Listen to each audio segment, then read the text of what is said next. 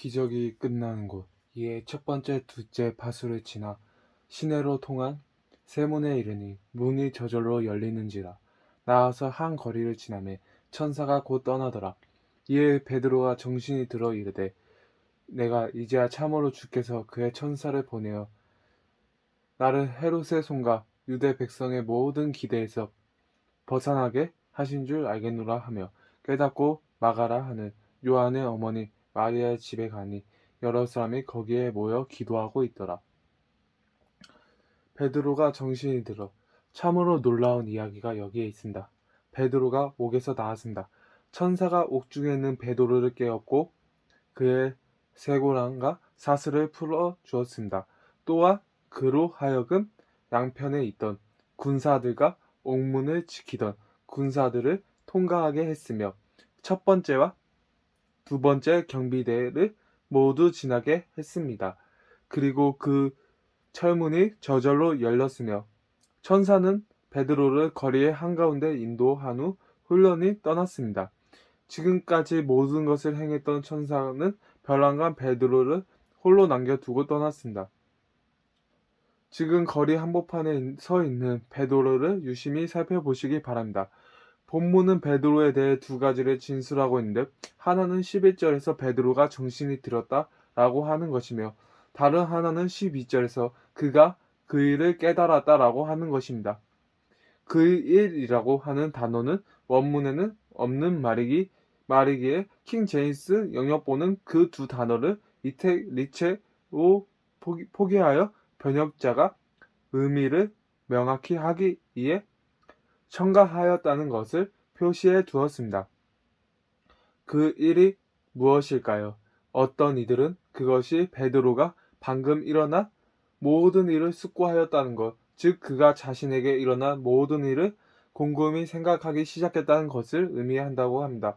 또 다른 이들은 이미 베드로가 정신이 들어서 내가 이제야 참으로 주께서 그의 천사를 보내어 나를 헤롯의 손과 유대 백성의 모든 기대에서 벗어나게 하신 줄 알았노라라고 말한 앞구절을 모아 그런 뜻이 아닐 것이라고 말합니다.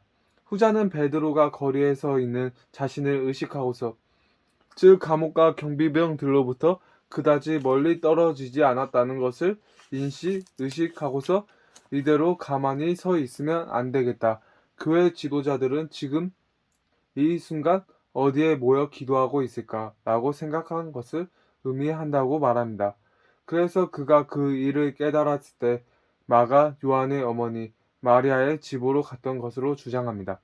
오늘 설교의 목적을 생각해 본다면 둘 중 어느 해석이 맞느냐고 별로 중요하지 않습니다. 둘 다 정확한 해석이라고 봅니다. 다만 저는 이것을 강조하고 싶습니다. 베드로가 정신을 들고 나서 무엇인가를 깨달았다는 것입니다. 저는 그가 무엇을 깨달았는지에 대해서는 신경 쓰지 않습니다. 단지 앞서 일어난 일련의 사건의 맥락에서 베드로에 대한 두 가지 진술을 살펴보기를 바랄 뿐입니다. 9절에는 옥에서 나와 천사가 따라가는 베드로에 대해 이렇게 말하고 있습니다. 천사가 하는 것이 생시인 줄 알지 못하고 환상을 보는가 하니라. 저는 여러분이 이 대조를 마음에 새겨두기를 바랍니다. 베드로는 자신이 정확히 무엇을 하고 있는지를 알지 못했을 때에 기계적으로 천사를 따라갔습니다. 그러나 정신을 차렸을 때에는 이성적으로 생각하고 숙고함으로써 어떤 행동을 해야겠다고 결정을 내렸고 또한 그 결정에 대하여 행동하였습니다. 여기에서 우리는 너무나 명백하게 그리스도인의 삶에 있어서 두 가지 대조적인 국면을 접하게 됩니다. 앞에서는 기적적이고 또 초자연적인 요소를 강조했지만 여기에서는 인간적인 요소를 보고 있는 것입니다. 지금까지 우리는 그리스도인의 삶과 경험에 있어서 기적적이고도 초자연적인 요소에 대해 살펴보았습니다. 제가 이렇게 표현하는 것은 기적의 사건 자체만으로 언급하는 것이 아니라 그리스도인의 삶에 나타난 초자연적인 인도하심이라는 문제를 모두 포함시키고자 함입니다. 실제로 천사에게 인도를 받는 것과 그리스도인의 경험에서 매우 명백한 요소인 기적적이고도 초자연적인 인도하심을 받는 것은 사실상 아무런 차이가 없습니다. 초자연적인 요소는 그 모두를 포함하는 것입니다. 이것은 큰 주제일 뿐만 아니라 아주 예민한 주제이기도 합니다. 이 문제는 수세기 동안 뜨거운 토론과 논쟁을 불러일으켰습니다. 특히 최근 몇 년 사이에는 신학적 이슈로 대두되었습니다. 분명히 어느 누구도 한두 번의 강연이나 설교로는 이런 방대한 문제를 철저하게 다룰 수 없을 것입니다. 그러하기에 여기에서 제가 원하는 것은 이 본문을 통해서 우리가 얻을 수 있는 교훈을 취하는 것입니다. 본문은 이 어려운 문제에 대해 큰 통찰력을 제공하며 또한 그것을 제공하는 방식 역시 쉽게 잊어버릴 수 없을 정도로 매우 극적입니다. 우리는 베드로가 자신이 무엇을 하는지도 정확히 모르는 상태에서 천사를 기계적으로 따라가던 장면을 상상해 볼 수 있습니다. 그리고 잠시 후에 천사가 그를 떠난 뒤에는 베드로가 어떤 문제를 곰곰이 숙고하고서 자신의 결정에 따라 행동하는 모습을 상상해 볼 수 있습니다. 본문의 교훈을 다루기 위해 우선 일반적인 원리를 한두 가지 제시하고자 합니다. 이 문제에 대해선 사람들이 하나의 극단에서 또 다른 극단으로 치우치는 것은 교회사의 비극입니다. 어떤 이들은 마치 그리스도인의 삶에서 다른 측면이 없다는 듯이 오로지 기적적이고 초자연적인 것만을 강조합니다. 또 다른 이들은 마치 그리스도인의 삶이 단지 철학이나 특정한 사고 방식의 한 형태에 불과하듯이 기적적이고도 초자연적인 것을 모두 배제해 버린다. 사람들은 이 두 가지 전체 중에 하나를 근거로 삼고 사고하여 행동하며 살아갑니다. 이러한 현상은 세 번째 비극으로 이어지는데 사람들이 하나는 중시하고 하나는 경시하든지 혹은 그 두 전체를 서로 충돌하는 것으로 간주한다는 것입니다. 인간의 정신이란 참으로 기묘한 것이어서 두 가지 생각을 동시에 머릿속에 담아둔다는 것이 언제나 아주 힘든 일처럼 보이지 않습니까? 그러나 저는 그렇게 간단히 해결할 수 없는 어떤 모순 점들이 있다는 것을 인정하지 않고서는 복음의 메시지를 최종적으로 이해할 수 없다고 생각합니다. 그리고 사실상 그러한 문제들을 해결하려고 시도할 필요도 없습니다. 왜 우리는 모든 것이 기적적인 것이라고 말하거나 혹은 전혀 그렇지 않다고 말해야 합니까? 우리가 나쁜 의미에서 이것이냐 저것이냐를 특이하는 자세를 버리고 그 대신 이것도 되고 저것도 되는 관용의 태도를 가질 수만 있다면 이 문제는 대부분은 해결될 것입니다. 하나를 강조하고 다른 하나를 배제할 필요는 없습니다. 두 가지 모두 유효합니다. 왜 우리가 이 주제를 숙고하는 것이 그렇게 중요한 것일까요? 이 질문에 대해서는 여러 가지 답을 제시할 수 있습니다. 첫째, 다른 무엇보다 지적인 정직함이 그렇게 하도록 요구하기 때문입니다. 우리는 그리스도인으로서 그리스도인의 삶의 중요한 측면들이 이해되지 못한 채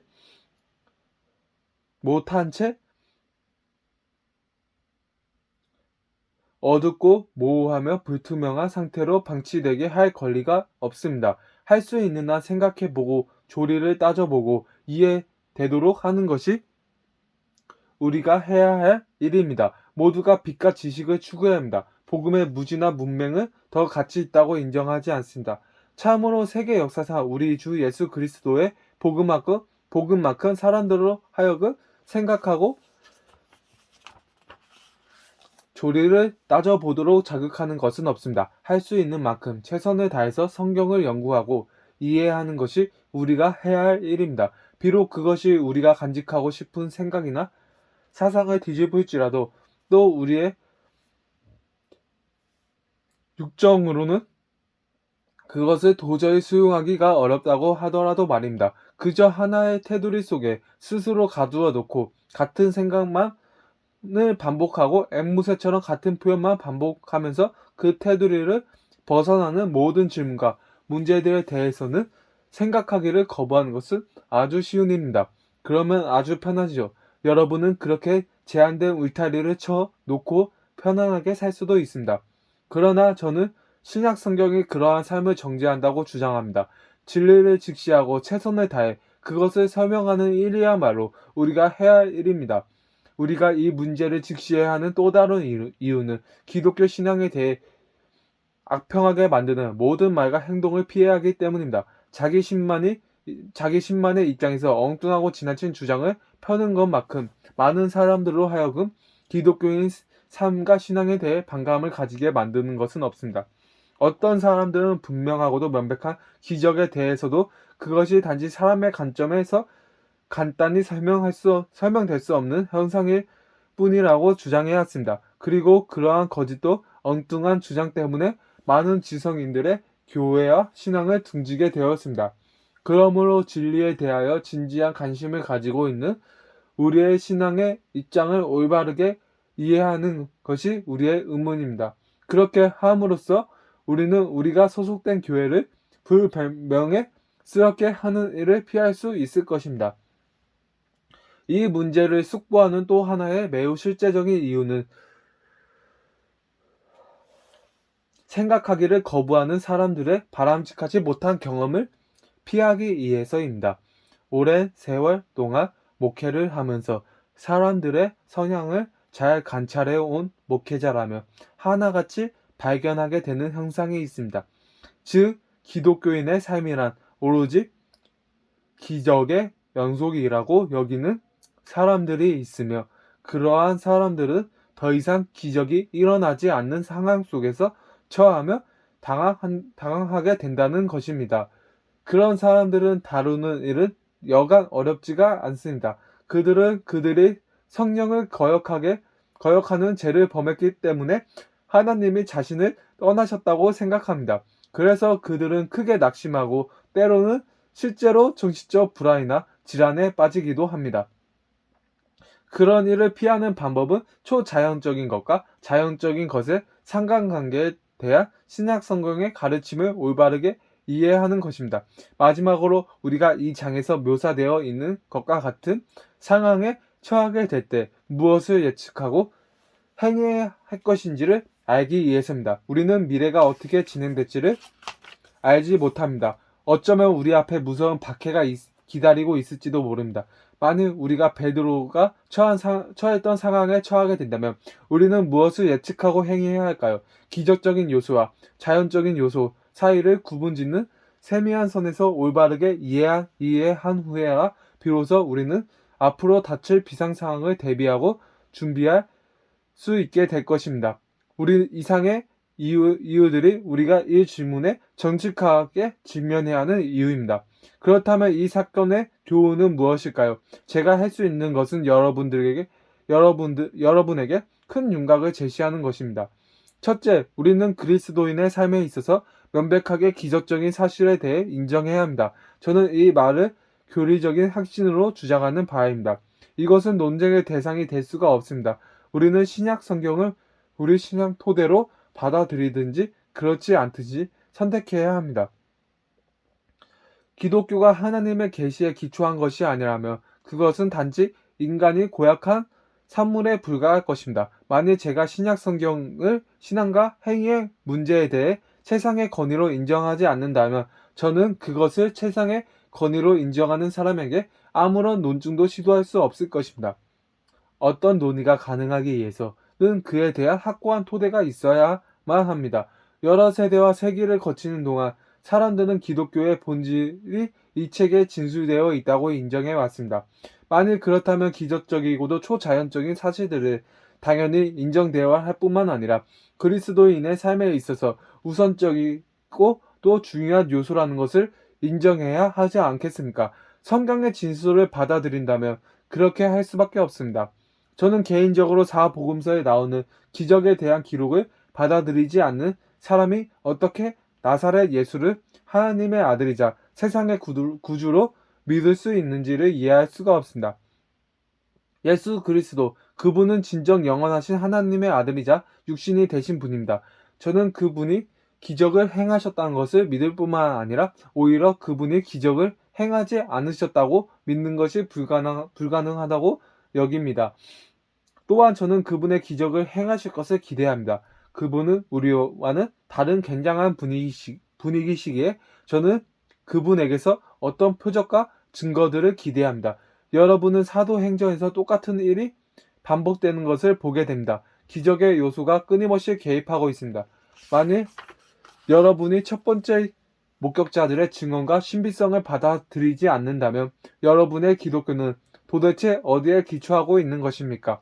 그들의 증언에 따르면 초기 기독교에는 기적의 증거들과 초자연적인 능력이 매우 두드러지게 나타났습니다. 하나님께서는 바울과 베드로의 손을 통해 특별한 기적들을 행하셨으며 그로 인해 교회에 믿는 자의 수가 크게 증가되도록 하셨습니다. 기적은 너무나 명백하여 논쟁의 여지가 없는 사실입니다. 그 이후의 교회사를 살펴보아도 그와 같은 일을 볼 수 있습니다. 지금 저는 단지 기적의 행위만을 언급하는 것이 아니라 기적적인 인도하심에 대해서도 말하고 있습니다. 성도들의 생애를 살펴보십시오. 그러면 하나님이 그들의 삶에 개입하셨다는 것을 알게 됩니다. 그들이 이런 이들을 마치 생각하고 있지 않을 때 하나님이 먼저 찾아오셔서 그들에게 말씀하셨으며 행하셨습니다. 혹은 그들로 하여금 특정한 장소에 이르도록 그들의 상황을 조종하셨습니다. 어떤 사람이 바울처럼 나의 나된 것은 하나님의 은혜입니다 라고 말할 수 없다면 저는 주저없이 그 사람을 그리스도인이 아니라고 말할 것입니다. 어떤 사람이 자신의 삶을 돌아보며 스스로에게 이런 질문을 합니다. 내가 어떻게 해서 여기에 있지? 내가 왜 이 아침에 예배의 자리에 앉아 있고 혹은 이 강단에서 설교를 하고 있을까? 나는 어떻게 해서 지금의 내가 되었을까? 이것이 내 스스로 행동하고 결정한 일입니까? 만일 어떤 사람이 하나님의 손길이 그에게 임하셨다고 말할 수 없다면, 즉 초자연적인 개입이 있었다고 말할 수 없다면 제가 보기에 그는 그리스도인의 삶에 관한 신약 성경의 기초를 부인하는 것입니다. 그리스도인이 된다는 것은 단지 선하고 예의 바르고 도덕적인 사람이 된다는 것이 아닙니다. 그것은 사람의 생애에 하나님이 개입하시는 것을 의미하며 영원하신 하나님이 인간의 경험 속으로 들어오시는 것을 의미합니다. 제가 이 주제를 다루면서 신약 전문 용어가 아닌 일반적인 용어를 사용하는 것은 그것이 더욱 적절하고 편리하기 때문입니다. 기적은 신약 성경의 기록에 있어서 표면에 명백히 드러나는 사실입니다. 계속해서 또 다른 원리를 찾아봅시다. 우리는 본문을 통해 그리스도인의 삶에서 기적의 요소가 어떻게 활동하고 작용하는지에 대한 약간의 통찰을 얻을 수 있습니다. 여기에서도 저는 간략한 요점만을 제시하고자 합니다. 제가 말하고자 하는 것은 바로 기적은 오직 하나님의 때에 일어난다는 것입니다. 본문의 이야기에도 이 점은 아주 명백합니다. 천사는 베드로가 잠들어 있을 때 그를 찾아왔으며 베드로는 그저 천사를 따라가기만 했습니다. 하나님께서는 기적을 행하실 때 언제나 먼저 움직이십니다. 사도들이 행한 기적에 대한 기사들을 읽어본다면 이 순서를 명백히 알게 될 것입니다. 사도들이 내일이나 혹은 어떤 날에 기적을 행할 것이라고 먼저 공포하는 것은 결코 볼 수 없습니다. 어느 날 어떤 사람들은 전단지를 붙이면서 아무나 오후에 기적이 행해질 것이라고 강구하면서 사람들을 초청합니다. 그러나 신약 성경에는 그런 일이 없습니다. 사도행전 14장을 보십시오. 바울은 루스드라에서 나면서부터 걷지 못하게 된 사람을 만납니다. 바울은 이전에 그 사람들을 한 번도 만나본 적이 없으며 기적을 행할 의도도 없었습니다. 그러나 하나님께서는 바울에게 말씀하시자 바울이 그 사람에게 말했습니다. 성경 전체를 통틀어 보아도 모두 그러합니다. 기적은 언제나 하나님의 선한 때에 일어납니다. 지나간 교회의 역사를 보며 모든 부흥과 각성의 때에는 동일한 일이 있었음을 알 수 있습니다. 그의 역사에는 특별하고도 초자연적인 때가 있는데 그것은 예기치 못할 때 찾아옵니다. 부흥이 오는 것입니다. 부흥은 어느 때인가 왔다가 사라지며 그 후에 교회는 아주 일상적인 시기를 지나게 됩니다. 그런 다음 또다시 부흥이 찾아옵니다. 사람들은 부흥이 오게 할 수 없습니다. 사람들은 모임을 가지고 조직을 구성할 수는 있겠지만 그런 식으로 부흥을 만들어낼 수는 없습니다. 사람은 부흥의 결과를 인식할 수 있을 뿐 부흥을 만드시는 분은 오직 하나님이십니다. 다음으로 중요한 교훈은 하나님은 언제나 인간이 스스로 할 수 없는 일을 행하신다는 것입니다. 인간이 스스로 어떻게 할 수 없는 무언가에 직면할 때 기적의 요소가 개입합니다. 옥에 갇혀있는 베드로는 아무것도 시도할 수 없었습니다. 양손은 사슬로 묶여 있었고 옥문은 잠겨 있었으며 옥문 밖에는 병사가 지키고 있었습니다. 그뿐만 아니라 거대한 철문이 그를 가로막고 있었습니다. 하나님께서는 인간이 스스로 아무것도 할 수 없는 상황에 처해 있을 바로 그때 기적적이고도 이례적인 방식으로 역사하십니다. 그것은 성경의 다른 모든 사례에 있어서도 그리고 그 이후에 교회 역사에 있어서도 동일하게 적용될 수 있는 원리입니다. 그 원리는 다음의 원리로 이루어집니다. 기적은 인간의 능력이 충분한 시점에서 멈추게 된다는 것입니다. 그때 인간은 홀로 그 상황에 직면해야 합니다. 바로 이것이 본문이 제게 큰 감명을 주는 이유입니다. 이에 베드로가 정신이 들어 베드로가 스스로 자신의 지성을 사용할 수 있는 상태에 이르게 되자 천사는 떠났습니다.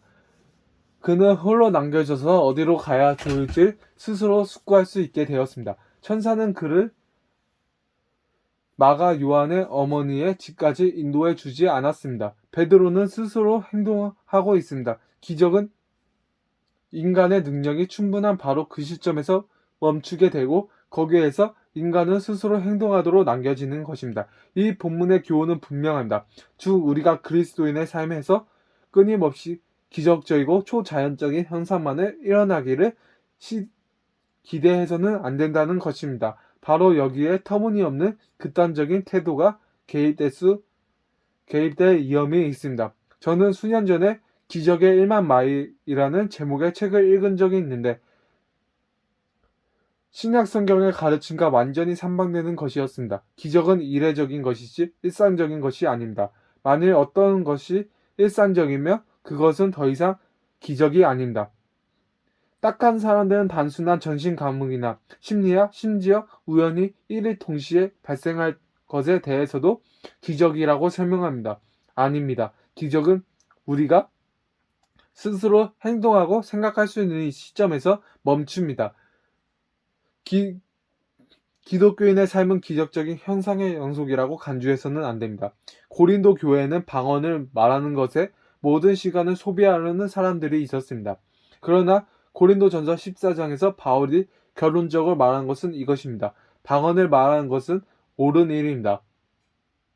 그러나 깨닫고 해석하는 일의 중요성을 기억하십시오.